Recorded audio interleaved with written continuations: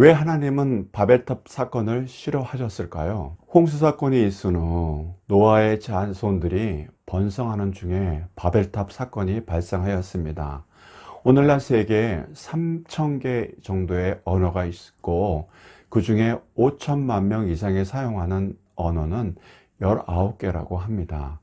그러나 본래 노아의 자손들은 한 언어를 사용하였습니다.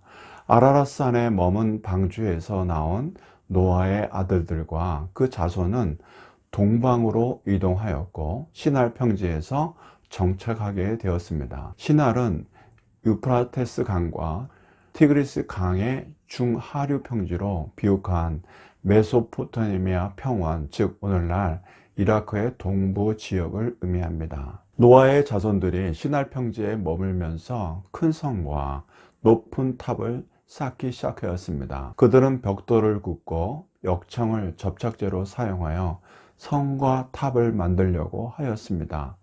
노아의 자손들은 이미 성을 쌓는 기술을 갖고 있었기 때문에 높은 탑을 쌓는 건축 기술을 개발하였습니다. 노아와 그 아들들이 거대한 방주를 만들었지만 시날 평지에 모여든 사람들은 높은 탑을 지으려고 하였습니다. 함의 자손 니므롯의 나라가 시날 땅의 바벨과 엘렉과 악각과 갈레에서 시작하였는데 바벨탑은 니므롯의 지도하에 건축되었습니다. 니므롯이 바벨탑을 건축하고자 했던 동기는 무엇이었을까요? 인간은 하나님 보시기에 악한 의도를 가지고 하나님처럼 되고 싶은 어리석은 욕망을 갖고 있습니다. 그래서 니므롯은 하나님처럼 높이 올라가고자 바벨탑을 세우려고 하였습니다.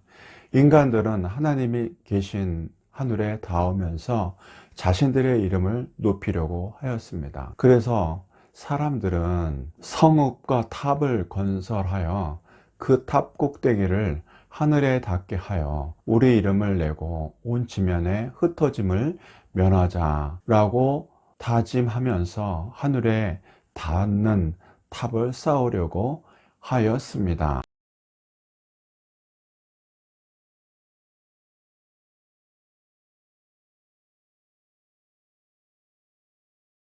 사람들이 탑의 꼭대기를 하늘에 닿게 하려는 생각은 실상 하나님께 도전하면서 하나님과 견주려 한 것입니다. 인간이 하나님에게 영광을 돌리지 않고 자신을 칭송하면서 인간 만세를 부르는 것은 하나님 앞에 악한 일이었습니다. 홍수 심판으로부터 구원받은 노아의 자손은 하나님의 은혜를 감사해야만 했습니다. 그러나 그들은 그 은혜를 오랫동안 간직하지 않고 잊어버리게 되었고 자신의 이름을 높이려는데 골몰하게 되었던 것입니다. 두 번째로 노아의 후손은 온 지면에 흩어지지 않기 위해 바벨탑을 계획했던 것입니다. 바벨탑은 인류 최초의 용사이었던 니므롯에 의해 주도되었습니다. 니므롯은 인류 최초의 제국을 형성하였습니다.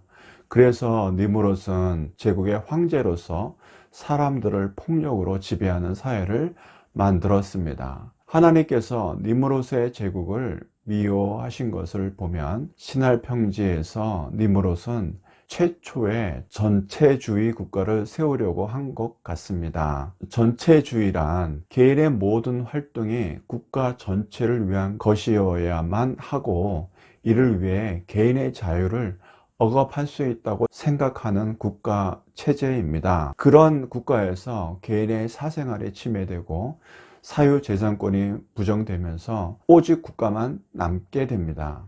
더욱이 전체주의가 하나님 중심적이지 않았을 때 전체주의 국가는 무서운 괴물이 되는 것입니다. 하나님께서 바벨탑을 쌓는 것을 기뻐하지 않은 것을 보면 니므롯의 바벨탑 건축은 악한 일이었습니다. 하나님께서는 그들의 일을 악하다고 판단하셨습니다. 하나님께서 내려오셔서 그들의 하는 일을 보셨습니다. 그들이 언어가 하나이기 때문에 그런 일을 행할 수 있었고 앞으로도 그리 할 것을 알았습니다. 그러므로 하나님께서는 인간의 언어를 혼잡게 하여 서로 알아듣지 못하게 하심으로 바벨탑을 쌓지 못하게 하였고 인간들을 온 지면에 흩트리셨습니다. 언어학자들은 과거 언어가 하나였다가 갈라져서 수백 개의 언어로 갈라졌다는 것을 인정하지 않습니다.